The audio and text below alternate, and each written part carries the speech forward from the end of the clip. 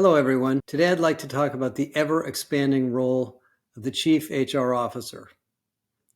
Now, I've met a lot of CHROs over the years, hundreds to be honest, and I probably talk to 5 to 10 CHROs every week. And I have always been incredibly impressed and in some sense intimidated by the size and complexity of this job. And in this labor market, in this economy, the job is getting bigger and more important than ever. In fact, Jack Welch was often quoted as saying during his days running GE that he believed that the CHRO or Chief HR Officer was perhaps the number 2 C-level executive in the company, much more important than the CFO. Because in many ways, the human capital investment in a company is often the most important investment companies have. It's certainly a very high percentage of the spending. And in terms of going forward strategy, it is where all of the investments reside. You can replace the parts, the equipment, the technology, but the intellectual property, the culture, the brand, all comes from people. And this job is getting even more important because productivity measured by revenue per employee is exploding. Thanks to technology like AI and computing and digital systems, each employee is now generating more and more revenue in every single company, regardless of industry. So whether you be a healthcare provider, a retailer, a transportation company, a manufacturing company, a software company, a consulting company, whatever it may be, I can guarantee you that the success of your business, your customer retention, your customer brand is dependent on your people. Now, traditionally, of course, human resources was a back office operation. So the CHRO was oftentimes reporting to the CFO and was handling things like payroll and compliance and maybe onboarding processes and general recruiting practices. That's no longer true. Almost 15% of CHROs in publicly traded companies now make salaries on par with the CEOs. In other words, they're reported as one of the top 5 salaries in the executive suite, which means they've raised significantly. That number has gone up from less than 1% 20 years ago to almost 14% today. And the reason is this is a tough job.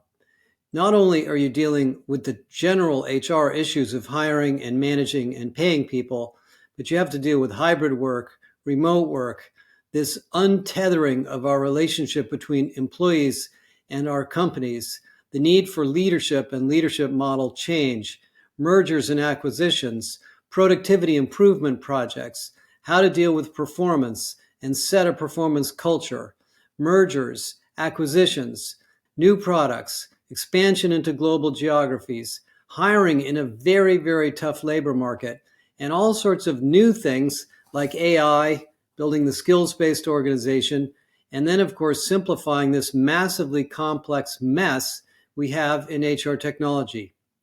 And the CHRO cannot do that alone. The CHRO has to understand all of those domains, as well as labor relations and legal issues, and operate a global operating function. Human resources is not a small group of people sitting in headquarters. There are HR business partners. There are call centers. There are technology people. There are data analysts. There are people that worry about mental health and well-being. There are people that worry about careers and development and the constant transformation of HR practices as we modernize and modernize and modernize them on a continuous basis. Now, we are going to be introducing later this summer a massive research program we're going to call the CHRO Insights program. We are now in the middle of analyzing data on 47,000 global CHROs in great detail. We're looking at their job histories, their education backgrounds, what they've done, where they've worked, and we're going to develop, and we have developed, a capability model for CHROs and a series of success factors and lots of interesting findings about this function. And interestingly enough, one of the things that we've found already is that most CHROs are not developed internally. Only 14% of what we categorize as the high impact CHROs come from their own companies. And I think that's a pretty disappointing finding, because what it tells me is that we don't really have a process of building these skills inside of our own organizations. I also do know that a lot of you move non-HR people into HR for developmental assignments at the senior level. I think that makes sense, but I want to warn you, this is not a simple job. I don't know if you would rotate someone from sales and marketing to be the CFO or the CIO of your company. So I would be very wary of taking somebody who has no background in HR and putting them into the head of HR role, unless that person really wants to buckle up and spend some time getting to know what's going on. This is a very complex domain. We have 94 disciplines of HR in our own capability model, and I'm sure we're missing some things. And so it's a job that requires extensive understanding of organizational dynamics, people, HR practices, technology, data, legal issues, and leadership. And let me just talk about leadership. Great CHROs are C-level leaders. They understand the company. They understand what's going on in the business. They understand competition. They work hand in glove with the CEO and other C-level officers. And they make sure that the HR function, as complex as it is directly aligned towards the business strategy. If we need to hire more people in a given geography, if we need to build new skill sets, if we need to acquire a company, if we need to divest of a company, if we need to realign our geographic strategy, believe me, the CHRO has to be deeply involved in all of those things, as well as understanding the labor market, which is very complex and actually very difficult to manage right now, the global issues of hiring and retaining and managing people in different countries, and the technology changes that affect our daily work. I mean, just think about the effort that's going on in companies to deal with AI, workforce productivity, remote work, hybrid work, mental health, the multi-generational workforce. All of those issues land in the lap of the CHRO and the HR function to be the advisor, the strategist, the consultant, and the solution provider to help the company grow. And let me make one more point on the topic of leadership. We did find that we aren't doing a very good job of building CHROs within our organizations, and I hope we can help with that. But there's something else going on, and that is changing the leadership model inside of the company. Many companies that are founder-led have strong leadership cultures going back to their early days.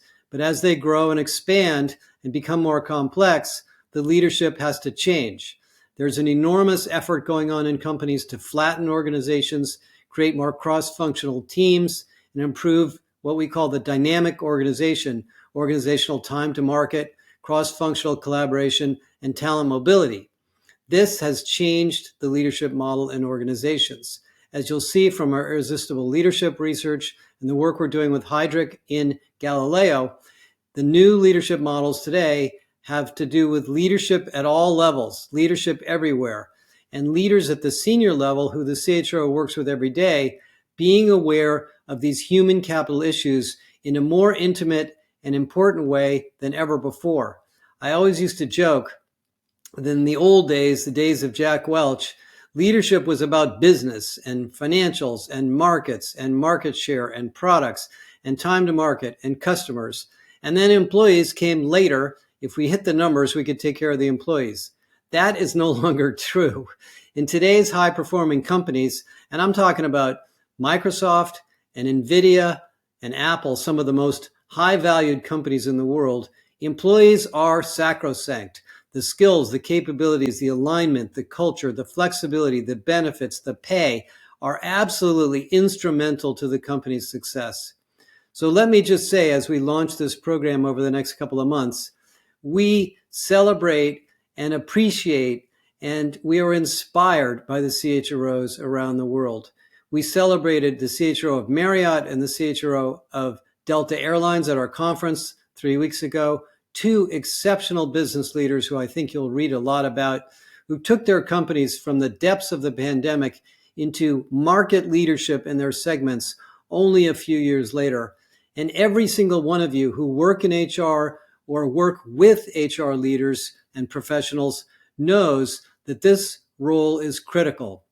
We will be here to help you understand the role. We will be here to help you improve your capabilities as a CHRO, and we hope to help you build the HR leadership capabilities you need throughout your organization to make sure your organization can thrive in this challenging business environment we have ahead.